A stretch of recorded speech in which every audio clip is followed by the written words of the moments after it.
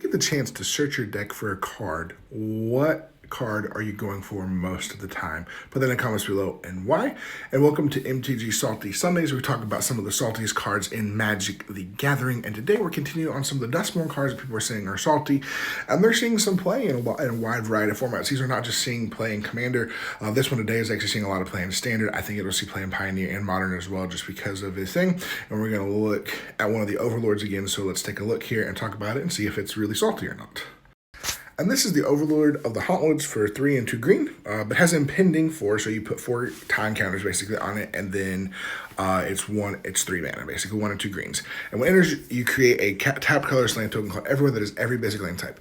This in Standard is crazy, because on turn 2, turn 3, if you can get a ramp piece out early, especially now after Foundations, you drop this down. Now you've got Domain turned on, so you can run the land line that for 1 white, and because you've got all land types out there, the fact that there are ways to make copies of this or bounce this and then make it come back in as a creature and things like that is crazy.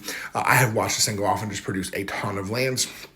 And especially if it's attacking, it doesn't have trample, so they can keep attacking, keep creating all these lands, and they have any color. So, and it's reminiscent of Primeval Titan, I believe is the name, if I remember correctly, the one that goes get you 2 lands, but it's 6 mana. Kind of reminiscent of that, but the impending is nice because for 3 mana, you can drop it. That's why it's seeing play in a lot of formats because of that. And it's a really good card. Now, granted, is this broken? No. Is this card salty? Not at all. Does it create some good lands and good effects if you can, if it keeps going? Yes. But what do I always say? Run more interaction. Counter it. Don't let it hit the battlefield. Remove it. Run more enchantment removal. If you're playing Standard, you need enchantment removal. You need artifact removal right now.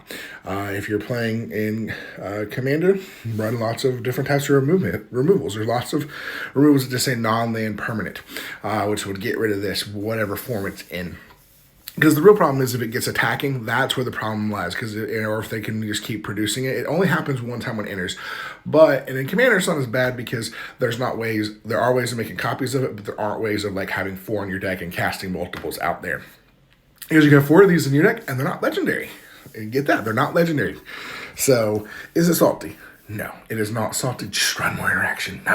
Just run more interaction, as I always say. And we can remove it and get rid of this. Does it have good effects? Is it a good card to run? If you're in green, I would recommend running this card just because it's great ramp for 3 mana. It gives you a land, and if you can do the impending, and then if you're later in the game, you can drop it as a 6/5 creature, make copies of it, make a bunch of lands, and then keep going. But that is my thoughts on it. Let me know your thoughts on this card. As always, we'll thank you so much for being here, and we'll see you next time.